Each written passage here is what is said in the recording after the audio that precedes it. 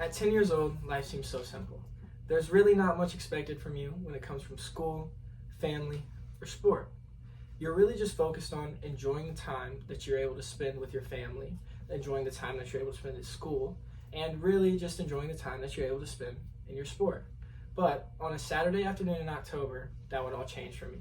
The day started like any other Saturday for a 10-year-old. Woke up, watched some TV, ate my little breakfast, everything was good. Me and Dad later on in that day decided to go out to the cage and take some swings before he was going to do a baseball lesson. And so, of course, after we got done swinging, me being the active kid that I am, I decided to go shoot hoops on the road. This was a very typical thing for me. I would always, when Dad was working, I would go outside, play, do my normal things. But during this specific day, Dad had called me over to the cage to ask advice about a kid's swing. My dad was a hitting instructor, and he always took pride in what I had to say, even at a very young age.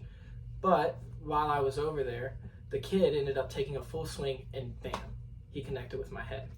At this point, my life literally flashed before my eyes. Everything was crazy. I didn't really know what was going on.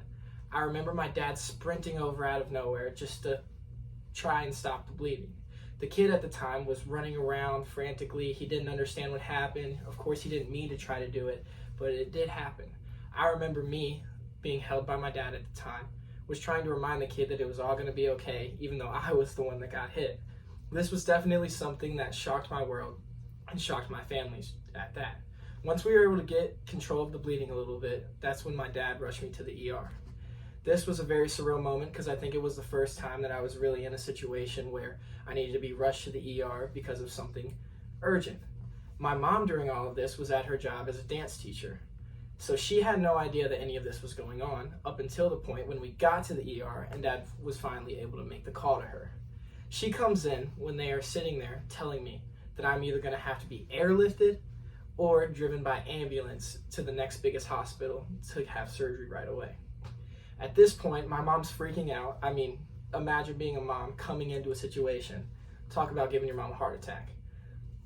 From there, they rushed me into the ambulance. I remember them flying by every single red light possible because I'm pretty sure they made a 2-hour trip into about 45 minutes. So they had to be flying.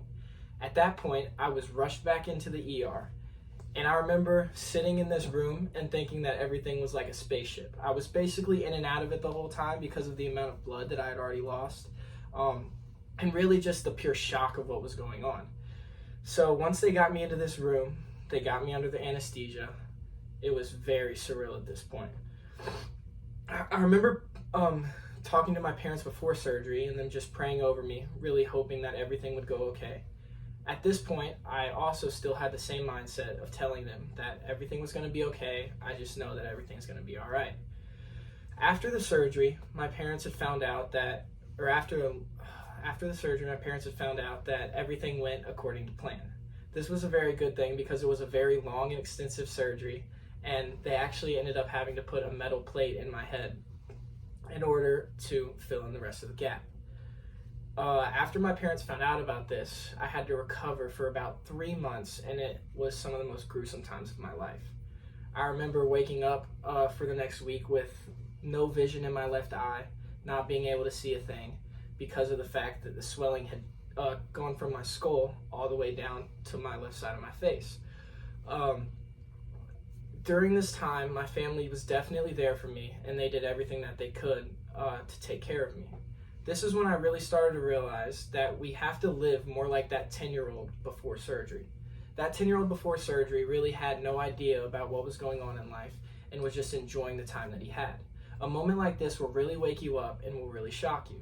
But if we are able to get back in that same mindset of living like the 10-year-old and enjoying every moment that we have, even after something bad happens in our life, we're able to regain our footing and move on with the next step. Thank you. That's going to be good.